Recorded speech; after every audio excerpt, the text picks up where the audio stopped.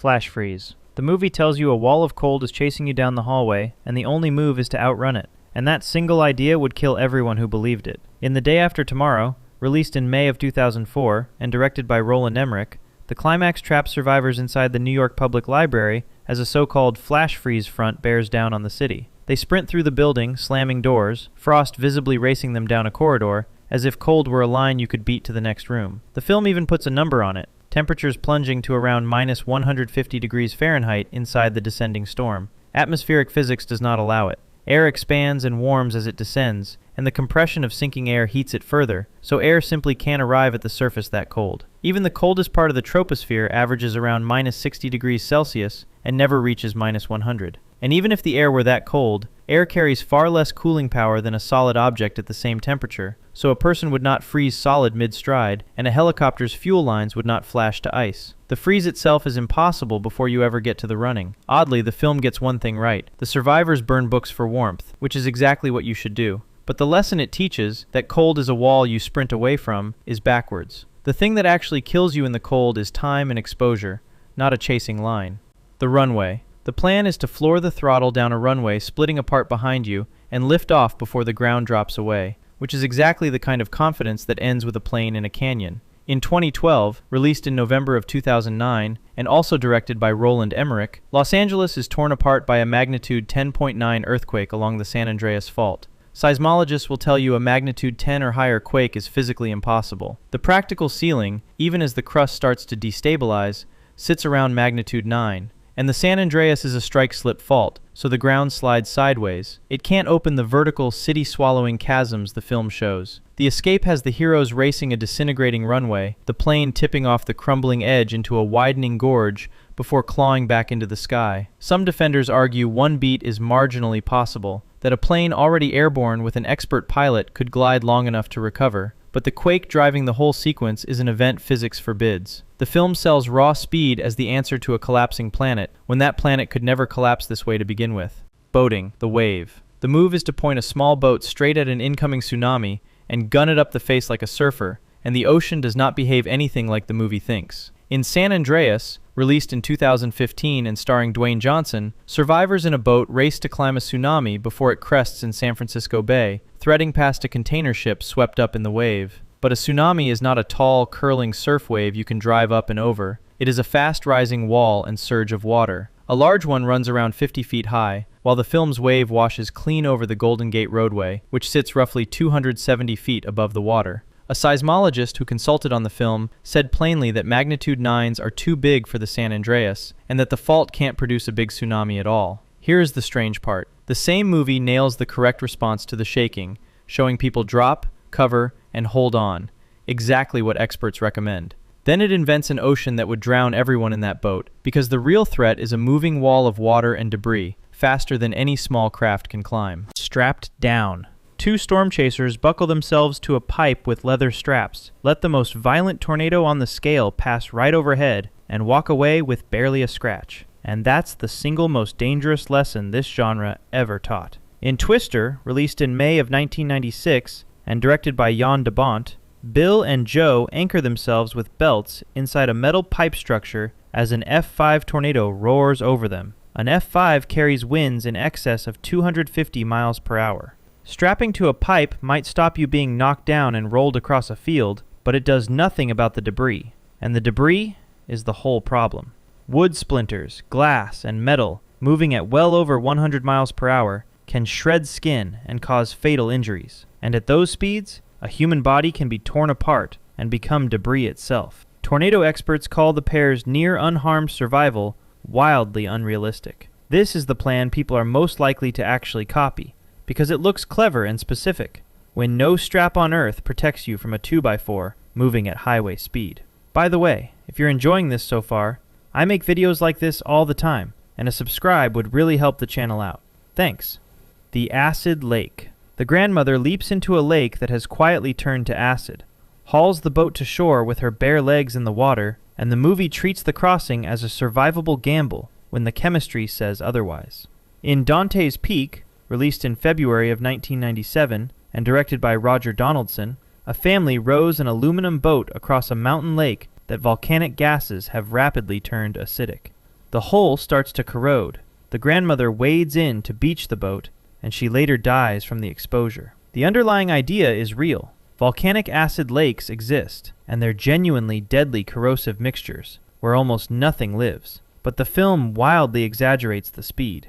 Dissolving aluminum takes a strong acid, above roughly 4 moles per liter, and the lake would need an enormous quantity of it to actually eat a boat. In reality, that acidification unfolds over a long stretch of time, not across a single afternoon. The lava is wrong too. On screen, it flows fast and runny, like the basalt you see in Hawaii. But a cascade volcano like this one produces thick, sticky lava that creeps along at yards per hour, not miles per hour. That makes the scene where a truck races across an active flow physically implausible, and that's before the heat. Low viscosity lava sits around 1,500 to 1,800 degrees Fahrenheit, hot enough to set anything flammable on fire from about 10 feet away. The eerie image is real, the timescale is pure fiction, and the real lesson is patience, not luck. Damming lava. The plan is to walk right up to a wall of molten rock, hold it back with concrete highway barriers, and hose it down with seawater. And the heat alone would cook the crew long before the lava reached them. In Volcano, released in 1997 and directed by Mick Jackson, crews build a concrete barrier to stop the flow down Wilshire and send helicopters to dump seawater and crust the lava over. Real lava like this runs around 1,500 to 1,800 degrees Fahrenheit, and getting that close would be fatal, igniting anything flammable within about 10 feet. Most of that dropped water would vaporize before it hit the surface, and the barriers are faced the wrong way to dam anything. Lava has been diverted before, but only with far more powerful means and millions of dollars, not fire trucks and freeway dividers. The Underpass. The family's instinct when the sky starts raining molten debris is to pull over and hide under a highway underpass, and that slab of concrete is one of the worst places they could have picked. In Greenland, released in 2020 and starring Gerard Butler, an interstellar comet named Clark breaks into fragments, and as burning debris falls, the family shelters beneath an underpass before pushing on. Sheltering under an overpass is a well-documented mistake. The structure gives you no protection from a pressure wave or falling material, and it can actually funnel and speed up the wind. The real danger from a fragmenting comet is the airburst, the shock wave's overpressure, and the thermal radiation of the fireball. Overpressure alone can cause unconsciousness, concussion, lung damage, and ruptured eardrums. Consider the scale. The airburst over Tunguska in 1908 flattened forest out to about 20 kilometers from the blast, and the Chelyabinsk airburst in 2013 shattered glass and injured around 1,500 people as far as 80 kilometers away. Against that kind of energy, a concrete underpass is not shelter. It is exposure with a low ceiling. And the scary part is that this is the move a frightened family would really make. Into the wave. The captain decides the way home is to turn the boat around and punch straight through the storm, climbing the face of a rogue wave that no 70-foot vessel was ever going to top. In The Perfect Storm, released in 2000 and directed by Wolfgang Petersen, Captain Billy Tyne turns the Andrea Gale back toward the weather and tries to power up and over a towering wall of water which rolls the boat. The real Andrea Gale was only about 72 feet long, and that storm produced waves recorded at around 101 feet. The movie also botches the eye of the storm, showing flat, calm water, when the air may go still but the seas stay violent. No one actually knows what sank the real boat, so the heroic decision to steam into it is a Hollywood addition the crew's own families disputed. Powering through a rogue wave is the opposite of survivable when the wave is taller than your boat is long. Higher ground.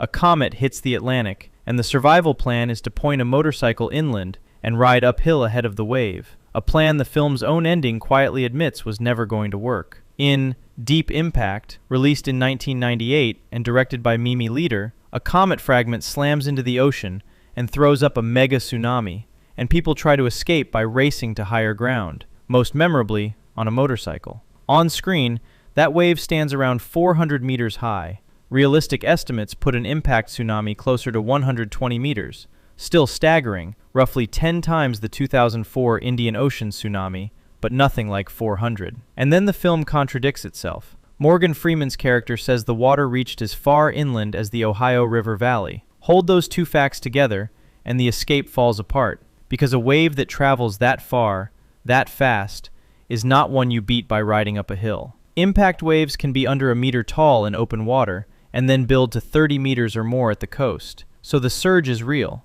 It is just not something you outrun on two wheels. The rooftop.